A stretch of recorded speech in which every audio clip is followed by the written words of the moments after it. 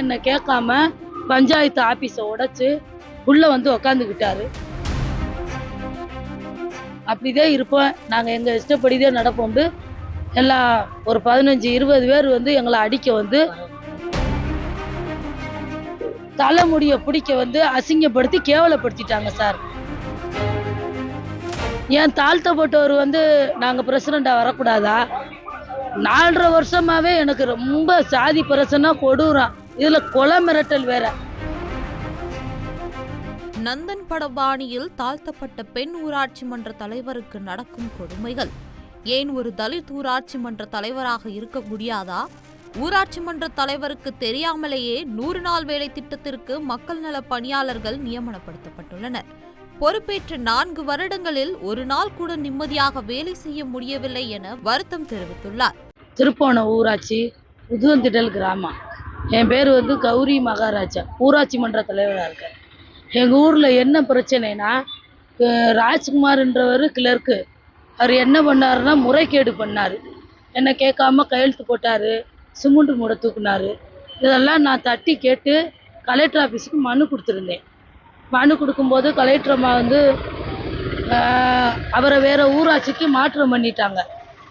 வேறு ஊராட்சிக்கு மாற்றம் பண்ணும்போது ஏடி பஞ்சாயத்து வந்து அவரோட சொந்த ரிலேஷனு அங்கே திட்ட உதவி இயக்குனராக இருக்கார்.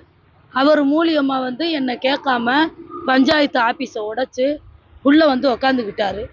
நான் வந்து கேட்டேன், அண்ணே என்னங்கண்ணே நீங்கள் வாட்டுக்கு உள்ளே வந்து உக்காந்துருக்கீங்க அப்படின்ட்டு. நீ என்ன உனக்கு என் சொந்தக்காரங்க ரிலேஷனு வந்து ஏடி பஞ்சாயத்து உதவி இயக்குனர் தான் என்னை இங்கே போட்டிருக்காரு, நீ உனக்கு என்ன மரியாதை? நீ நான் தான் வந்து பிரசிடண்டானு நான் தான், கிளர்க்கும் நான் தேன்னு என்கிட்ட சொன்னார். சொல்ல விட்டையும் நான் பாட்டுக்க அப்படியே வெளியேறி வந்துட்டேன். உள்ள ஆஃபீஸ்குள்ளே போகாமல் வெளியேறி வந்துட்டேன். மாவட்ட ஆட்சியாளர்கிட்ட வந்து மனு கொடுத்துருக்கேன். அவங்க மனு கொடுக்க விட்டையுமே நடவடிக்கை எடுக்கணும்னு சொல்லியிருக்காங்க. இப்போ என்ன பிரச்சனைடா, எங்கள் ஊரில் கம்மா வேலை பார்க்குறவங்களுக்கு ஒரு அக்காவை போட்டிருந்தோம், தனலட்சுமி பேர். அவங்களுக்கு வந்து 100 நாள் முடியாமல் இருக்கும்போதே இன்னொருத்தவங்களை கொண்டு வந்து போடுறாரு. எனக்கு தெரியாது. ஊராட்சி மன்ற தலைவருக்கு எதுவுமே தெரியாமல் கிளர்க்கு அவங்க நோக்கத்துக்கு பண்ணிக்கிறாரு. ஊராட்சி மன்ற தலைவருன்ட்டு எங்களுக்கு தேவையே இல்லை. என் மைத்துனர் வந்து இதில் இருக்கார், பதவியில் இருக்கார். அவர் மூலியமாக இனிமேல் நான் தான் எல்லாமே நான் பார்த்துக்கிருவேன், நீ விலகி போ அப்படின்னு சொல்லவும் இந்த மக்கள் பணியாளர் கேட்க வரும்போது அப்படிதான் இருப்போம். நாங்கள் எங்கள் இஷ்டப்படிதான் நடப்போம். எல்லாம் ஒரு 15-20 பேர் வந்து எங்களை அடிக்க வந்து ஊரக வளர்ச்சி துறையில் வந்து தவறான வார்த்தையை பேசி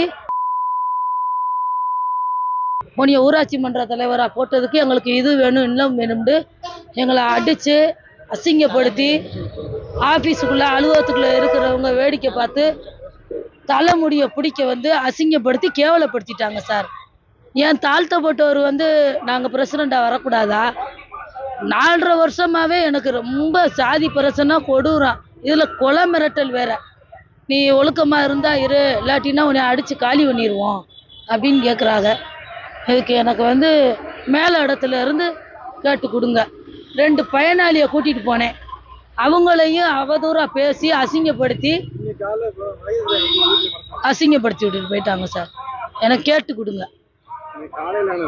இன்னைக்கு காலையில் வந்து வீட்டுக்கிட்ட வந்து குடிக்க கொள்ள மரியாதை இல்லாமல் பேச, அவதூறாக பேச, திருப்பி ஆணும் பொண்ணும் பேசுகிறாங்க.